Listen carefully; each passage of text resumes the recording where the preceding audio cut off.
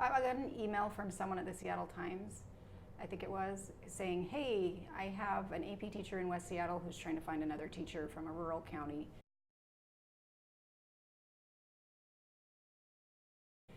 West Seattle High is very affluent, more liberal area of the city, and he wanted to expose his students to a different mindset. I live in a very rural town, very conservative mindsets, and so we partnered up our kids with partners, one from Moses Lake, one from West Seattle. And we assigned them to get to know each other, and Sean and I were talking, how do we want them to have common texts. And one of the things that we were talking about social issues that might, have bearing for both of us. And in Seattle, there's a big drug problem, and in Moses Lake, we have a big drug problem. And so we started batting around ideas and sharing documents, and he said, hey, have you ever read Dreamland? It's a really great book. And so I checked it out of my library and read it in like one night, and just really connected with the stories, because I could see the mindsets and some of the stories of my own students in that book. And so we tried to get the money to buy sets of books for our classes. I think Sean was able to do that. In Moses Lake, we were on an 11-period day. Actually, we started at 7 in the morning, went till 5 at night, and we had kids in shifts because there just wasn't money to build a new high school. We have 2,300 students in a school that was just designed for like 1,100, right? And so funding was short. And so I ended up reading the book a lot to my kids, and I think he had assigned his kids to read, but we would find chapters that we could both read. And so we had 3 sections of the book that we knew for sure that our kids on both sides of the mountains were reading and could discuss. We started out with a partnership where they had to make an infographic, just get to know this other person, right? Get to know this other person, what they're like, what scares them about the future, what scares them about the social environment that they're in, right? So they got to know them really well through FaceTime or phone calls or however it was. And then after they got through that, then they started, here's what we're reading in these books, right? Here's the resources that Mr. Riley shared with me. Here's what Mrs. Lybbert shared with me. What do you guys think? And so we came up with a bunch of questions. So my students came up with a bunch of questions to ask them, and they came up with a bunch of questions to ask us, and we swapped, and they answered each other's questions. And it's based on, after reading chapters 1 through 3, what are you wondering?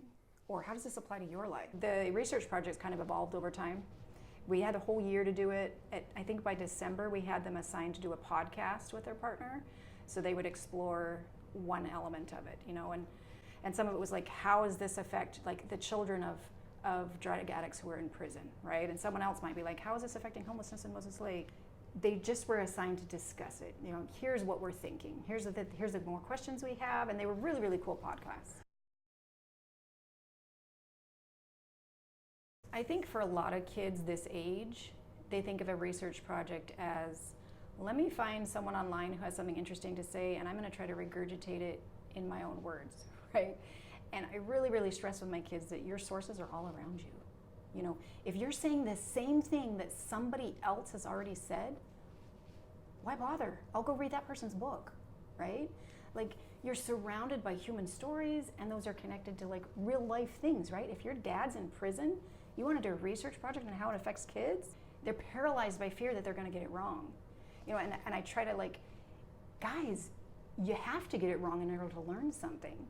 The book takes research, real research, and turns it into a flesh and blood story, right? These are real people. And to me, this is my goal, is to get kids to look at the world as those sources everywhere, all around you. It's not what the academics say, right? It's you're a living and breathing primary source. If a student is addicted to drugs, whose fault is that? If a 13-year-old overdoses, who's to blame? If my parents go to prison, what's my role next, right? Homelessness, we have all these homeless people down on 3rd Avenue. Where'd they come from? Why are they homeless? Are they all drug addicted? Is there mental illness connected with this? And so they really started to dive into the backstories of these people who before were just, an eyesore in the community, right? Or an embarrassment. Why are they this way? What brought them to this? And could I end up that way? Where are my choices going to lead me? So some of them were just like, oh, that's really cool. That's interesting. Like, I wonder, and a lot of them were like, is this true? You know, like, is this a fiction story? No, this is real stuff. This is really, really what happened. Some of them I think were uncomfortable because it hit a little close to home, you know, and we don't talk about that, right? And yeah, you can talk about that in this school. You know, could I do a research project? You know, they'd say, Mrs. Lybbert, I want to do this, but I'm afraid that's not school appropriate. I said, you live in it. It is school appropriate. Those plans that Sean and I had weren't that important. The big thing was getting these kids to think outside of, like, get outside your own head. The judgments you're making of other people who are different than you are, people who believe differently than you, that have made different choices than you, and understand that they're just all humans struggling to find happiness and to make their lives mean something, right?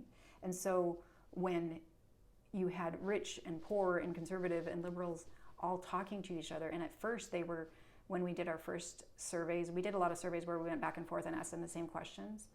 At first they were like, can you believe these guys said this, right? But then we'd have them talk about it, and they were like, oh, you know, I see where they're coming from. We're not that different. Being the first year that we did it, it was really just, you know, we had technical problems, and we just had, it was kind of rough, but overall it was this fantastic experience. And my kids were like, we should do fundraising, and we've got to go over there and meet them. You know, could we like meet at the top of Snoqualmie Pass? You know, like if we could get halfway, maybe they could get halfway. And they wanted to get out of town, and they wanted to meet these people. They were no longer afraid of them. At the beginning, I had girls who were like, I think he's kind of creepy. Like, I don't know, I'm not comfortable with this. And then at the end, they were like, these are kind of cool people. Like, let's get to know them. But for me, it was when I picked up this book and I could read it in one sitting, right? And it wasn't because I had to find out who done it. You know, it wasn't a fictional work. It was bringing this research to life, you know, this flesh and blood. And you do want to know what happened, but mostly you want to know, how did this happen to us in America? How did this happen? And how do I not know about this, right? And now that I know about it, what can I do about it?